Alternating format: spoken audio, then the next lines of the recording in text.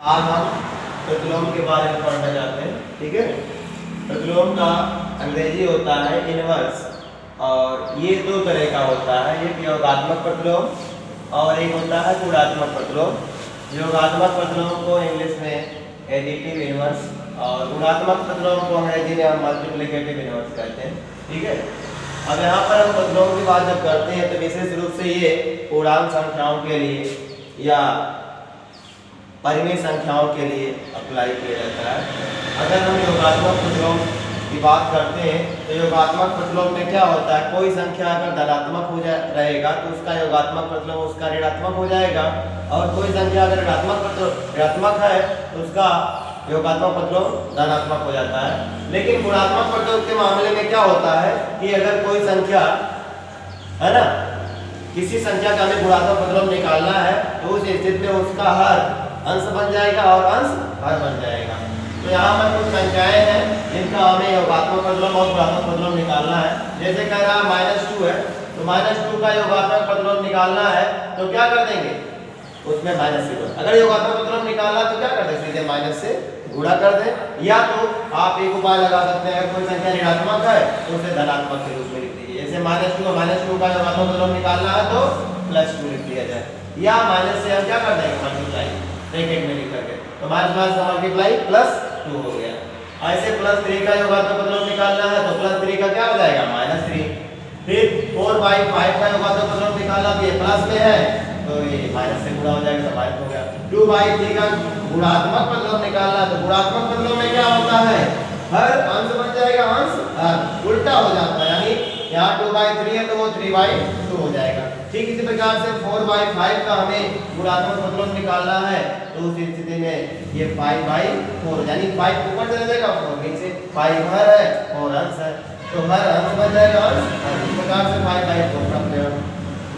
अब यहाँ पर देखा है तो -3/7 का गुणात्मक प्रतिलोम निकालने के लिए कहा गया, तो -3/7 का गुणात्मक प्रतिलोम निकालना तो एक बात ध्यान रखना है, गुणात्मक प्रतिलोम में क्या होता है, हर अंश बन जाएगा, अंश हर, यहाँ पर हर 7 है तो वो अंश में कन्वर्ट हो जाएगा तो 7 ऊपर चला जाएगा, यानी ध्यान देना जो नीचे होगा वो ऊपर होगा वो नीचे आ जाएगा, यानी -3/7 है तो 7/3 हो जाएगा। ठीक इसी प्रकार से 2 का अगर गुणात्मक प्रतिलोम निकालने के लिए कह रहा है तो वो 1/2 हो जाएगा, क्योंकि जानते हैं 2 को हम 2/1 लिख सकते हैं, तो इस हिसाब से 2 का गुणात्मक प्रतिलोम 1/2 हो जाएगा। और 1/3 का अगर गुणात्मक प्रतिलोम निकालना है तो वो 3/1 हो जाएगा, और 1 से 3 में डिवाइड कर देंगे 3 आ जाएगा। तो इस तरह से हम चाहे तो योगात्मक और गुणात्मक प्रतिलोम निकाल सकते हैं। इसके अलावा अगर देखा जाए शून्य का अगर योगात्मक प्रतिलोम निकालने के लिए कहा जाए तो क्या होगा, तो शून्य का योगात्मक प्रतिलोम अगर निकालेंगे तो चूंकि शून्य ना तो धनात्मक है और ना ही ऋणात्मक है, इसलिए शून्य पर माइनस लगाने से उसके चिन्ह में कोई बदलाव होने वाला नहीं है। अर्थात शून्य के आगे माइनस लगाएंगे तो वो शून्य ही रहेगा, उसके वैल्यू में कोई चेंजिंग नहीं होगी। अर्थात शून्य का योगात्मक प्रतिलोम क्या होगा, शून्य होगा। यही एक संख्या है जिसका योगात्मक प्रतिलोम स्वयं के बराबर होता है। अगर देखा जाए -2 था तो उसका योगात्मक प्रतिलोम +2 है, क्या ये दोनों बराबर है, नहीं है ना। लेकिन शून्य ही एक ऐसी संख्या है जिसका योगात्मक प्रतिलोम स्वयं के बराबर है। ठीक इसी प्रकार से अगर हम 1 का गुणात्मक प्रतिलोम निकालें, 1 का गुणात्मक प्रतिलोम, तो गुणात्मक प्रतिलोम में क्या कर देते हैं, उसका व्युत्क्रम, मतलब कहने का मतलब ये है कि हर को अंश में, अंश को हर में कन्वर्ट कर देते हैं। 1 का गुणात्मक प्रतिलोम अगर निकाला जाएगा तो जानते हो किसी भी संख्या को अगर वो पूर्ण संख्या है तो उसके बट्टे 1 लिखा जा सकता है, तो 1 को 1/1 लिखा जा सकता है, तो इसका गुणात्मक प्रतिलोम निकालेंगे तो वो भी तो क्या आएगा, 1/, तो 1 में 1 से भाग देंगे तो 1 ही तो आएगा, और ये 1 पहले से था और 1 आ भी रहा है, तो 1 का गुणात्मक प्रतिलोम एक क्या है जो स्वयं का गुणात्मक प्रतिलोम के बराबर है, तो वो यानी 1 ही ऐसी संख्या है जो स्वयं के गुणात्मक प्रतिलोम के बराबर है। लेकिन शून्य एक ऐसी संख्या है जो स्वयं के योगात्मक प्रतिलोम के बराबर है। ठीक है, अगर हम 1 का योगात्मक प्रतिलोम निकालेंगे तब क्या आएगा, प्लस में है तो क्या हो जाएगा माइनस, यानी -1 हो जाएगा। तो यहाँ 1 का योगात्मक प्रतिलोम क्या हो जाएगा, योगात्मक प्रतिलोम -1। तो सबसे मूल चीज यहाँ पर ध्यान रखना है 0 और 1, ठीक है। तो 0 का योगात्मक प्रतिलोम 0 होता है, यानी 0 एक ऐसी संख्या जिसका योगात्मक प्रतिलोम स्वयं के बराबर होता है, और 1 एक ऐसी संख्या जिसका गुणात्मक प्रतिलोम स्वयं के बराबर होता है, ठीक है। अब ऐसे शून्य का अगर हम गुणात्मक प्रतिलोम निकालना चाहें, क्या शून्य का गुणात्मक प्रतिलोम निकाला जाए, तो शून्य का गुणात्मक प्रतिलोम निकालेंगे तो जानते हैं शून्य को 0/1 लिखा जा सकता है, इसका उल्टा हो जाएगा ना, क्या हो जाएगा 1/0। क्यों, अब शून्य से हम 1 में अगर भाग देते हैं तो ध्यान रखिए कभी भी शून्य से किसी भी संख्या में भाग दिया जाता है तो उसका मान अपरिभाषित आता है। क्या कहता है, अपरिभाषित को इस तरह से लिखा जाता है, जैसे 8 नहीं होता है, 8 की तरह है, बस क्या है 8 ऐसे ऊपर नीचे करके बनाया गया है, लेकिन ये किसकी तरह बनाया गया, इस तरह से अपरिभाषित है ना। जब भी शून्य से किसी संख्या में भाग दिया जाएगा तो वो क्या आएगा, अपरिभाषित, यानी शून्य का गुणात्मक प्रतिलोम क्या आता है, अपरिभाषित आता है, ठीक है। ये ध्यान रखना, क्लियर हुआ। तो इस तरह से हम योगात्मक प्रतिलोम और गुणात्मक प्रतिलोम निकाल सकते हैं। इसी प्रकार से अगर देखा जाए एक और टॉपिक है निरपेक्ष मान। क्या, निरपेक्ष मान। तो देखिए निरपेक्ष मान के बारे में हम अध्ययन करने जा रहे हैं इस प्रकार से, और निरपेक्ष मान का मतलब क्या होता है और कैसे दर्शाया जाता है इसको थोड़ा समझना है, और इसके बारे में कुछ एग्जाम्पल दे रहे हैं उनको लिख लेना। यहाँ शून्य का योगात्मक प्रतिलोम आपको याद होना चाहिए, ये लिख लेंगे योगात्मक प्रतिलोम। तो क्या होगा, क्योंकि शून्य ना तो धनात्मक संख्या ना तो ऋणात्मक, इसलिए उस पर ऋण और धन का कोई प्रभाव पड़ने वाला नहीं। अब हम बात करते हैं निरपेक्ष मान का, किसका, निरपेक्ष मान। और ये निरपेक्ष मान किसी का भी निकाला जा सकता है, चाहे वो पूर्ण संख्या हो और चाहे परिमेय संख्या हो।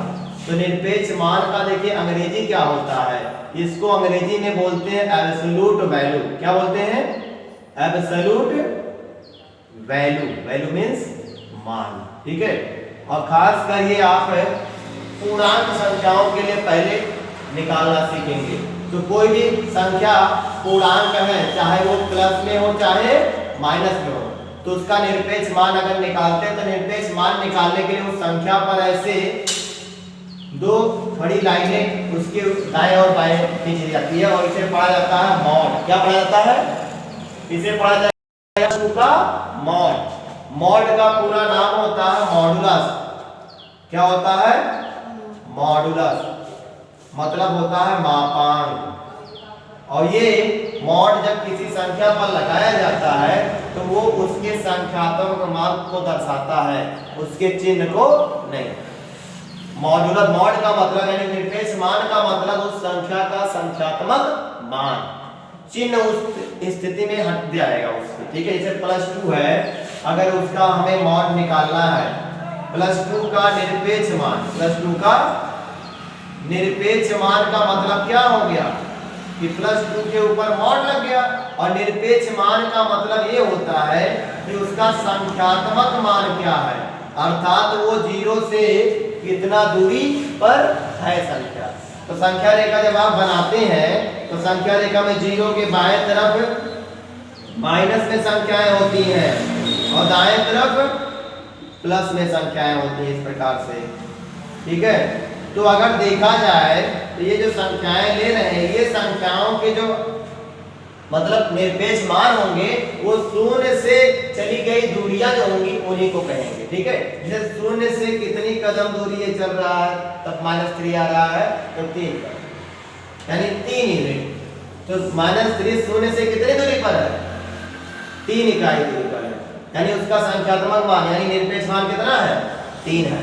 ऐसे +3 भी शून्य से कितनी दूरी पर है, 3 इकाई, अर्थात इसका संख्यात्मक मान कितना है, 3 है। ऐसे +2 का निरपेक्ष मान कितना होगा, 2 हो जाएगा। -2 का निरपेक्ष मान कितना हो जाएगा, 2। मतलब संख्यात्मक मान आपको लिखना, आपको ऋण या धन चिन्ह नहीं दर्शाना है। ऋण और धन चिन्ह समझ लीजिए खत्म हो जाएगा। वास्तविकता में अगर देखा जाए तो धन चिन्ह जो वहां पर लगा रहता है उसको लिखेंगे नहीं, और कोई संख्या अगर उसके सामने चिन्ह नहीं लिखा तो वो धनात्मक ही माना जाता है। तो निरपेक्ष मान अगर +2 का निकालना है तो ये मॉड लगाने का मतलब क्या हुआ, केवल वो संख्या लिख देना, अर्थात 2 लिख देना। ठीक है, +2 का निरपेक्ष मान 2 हो जाएगा। ठीक इसी प्रकार से -3 का अगर निरपेक्ष मान निकालना है, निरपेक्ष मान का मतलब होता है उसी को हम मॉड से दर्शा देते हैं, संख्यात्मक मान, या उसी का हम मापांक कहते हैं। तो -3 का निरपेक्ष मान अगर निकालेंगे तो -3 पर मॉड लगाएंगे, और जब -3 पर मॉड लगाएंगे तो वो माइनस चिन्ह क्या हो जाएगा, हट जाएगा, अर्थात उसका संख्यात्मक मान लिख देगा। ठीक है, कोई भी संख्या अगर ऋणात्मक है ना, तो उसका जो मॉड लगाने पर वैल्यू आता है वो धनात्मक हो जाएगा, और धनात्मक है तो वो तो रहेगा ही उतना। संख्यात्मक मान का मतलब उसके आगे से चिन्ह खत्म हो जाएगा, खाली संख्या रहेगा। ठीक है, तो यहाँ से माइनस चिन्ह हट जाएगा, क्या बचेगा, 3 तो बचेगा, -3 है तो 3 तो बचा। ऐसे अगर कह दिया कि -4 का निरपेक्ष मान, तो -4 का निरपेक्ष मान अगर निकाला जाएगा तो -4 का निरपेक्ष मान क्या हो जाएगा, कितना हो जाएगा, खाली 4। और एक तरीका और भी है, किसी का निरपेक्ष मान निकालना, अगर वो ऋणात्मक में है तो उसमें माइनस से क्या कर दीजिए, गुणा। ऋणात्मक में है तो उसमें क्या कर दीजिए, माइनस से गुणा, और धनात्मक में है तो उसमें गुणा करने की जरूरत नहीं है, वही धन चिन्ह हटा के लिख दीजिए। ठीक है, और ये ऋणात्मक है तो इसमें भी ऐसे क्या कर देंगे, ऋण से गुणा, तो ऋण का ऋण से गुणा क्या होगा, धन हो जाएगा, और धन को लिखने की जरूरत नहीं है। ऋण का ऋण से गुणा धन, यहाँ 3 लिख देंगे, फिर यहाँ ऋण का ऋण गुणा धन हो जाएगा, यहाँ 4 लिख देंगे। तो ये इसके निरपेक्ष मान निकल जाते हैं, समझ में आई बात। अब अगर शून्य का निरपेक्ष मान निकालने के लिए कहें, सिर्फ किसका, शून्य का निरपेक्ष मान, तो शून्य का निरपेक्ष मान जब निकालेंगे तो चूंकि शून्य ना तो धनात्मक संख्या है और ना ही ऋणात्मक संख्या है, तो इसलिए इसका निरपेक्ष मान खाली शून्य होगा, क्योंकि इस पर चाहे धन लगाए चाहे ऋण लगाए, इससे कोई प्रभाव पड़ने वाला नहीं है। तो इसका मान क्या होगा, शून्य ही होगा निरपेक्ष मान। शून्य का निरपेक्ष मान शून्य, कोई ऋणात्मक संख्या उसका निरपेक्ष मान क्या हो जाएगा, धनात्मक हो जाएगा, और धनात्मक संख्या तो उसका निरपेक्ष मान वैसे रहेगा, खाली चिन्ह आपको हटा देगा। समझ में आई बात। तो इस तरह से आप निरपेक्ष मान निकाल सकते हैं। अब वो कोई संख्या अगर बट्टे में दे दी, जैसे -4/5 दे दिया, इसका निरपेक्ष मान निकालना, -4/5 का निरपेक्ष मान, तो निरपेक्ष मान जब निकाल तो -4/5 पर क्या कर देंगे, मॉड लगा देंगे, और जब मॉड लगाते हैं तो यहाँ से क्या होगा कि यही माइनस से इसमें गुणा हो जाएगा। किससे गुणा जाएगा, माइनस से, -4/5 में माइनस से गुणा, तो -5 पे गुणा प्लस हो जाएगा, ऐसे ही 4/5 आ जाएगा। इस तरह से निरपेक्ष मान निकल जाते हैं। क्लियर हुआ, किसी कोई कंफ्यूजन नहीं है ना। अब निरपेक्ष मान क्लियर हो गया। हाँ, अब अगर मान लेते हैं कोई संख्या, कभी कभी ऐसे दे देता है कि x का निरपेक्ष मान निकालिए, x का निरपेक्ष मान निकालिए, तो x का निरपेक्ष मान है मॉड x होगा, क्या होगा, मॉड x। लेकिन इसके बाद एक क्या लिखा जाएगा, इसके बाद क्या लिखा जाएगा, ये कभी कभी क्या करता है, इसमें कंडीशन लगा देता है। तो इसका निरपेक्ष मान माने मॉड x तो लिख दिया, लेकिन ये स्पष्ट नहीं है कि x धनात्मक संख्या है कि ऋणात्मक संख्या है कि शून्य है।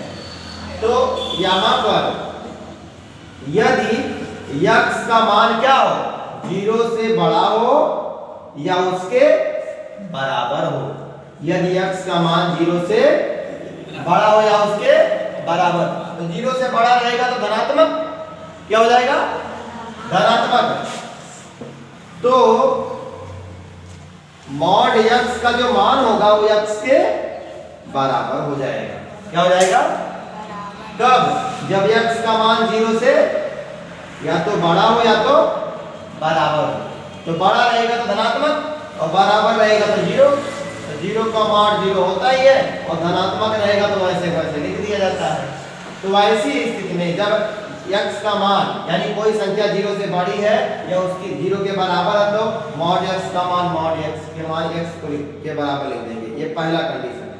दूसरा कंडीशन क्या है कि यदि x का मान 0 से छोटा हो, 0 से छोटा होने का मतलब ऋणात्मक हो, कैसा हो, ऋणात्मक हो, तो मॉड x का मान क्या कर देंगे माइनस x के बराबर, मॉड x का मान माइनस x के बराबर लिख देंगे। यही चीजें हैं, तो इनको आप लोग नोट कर लेंगे। इस प्रकार से निरपेक्ष मान को ज्ञात किया जा सकता है। ठीक है, समझ जाएगा कि निरपेक्ष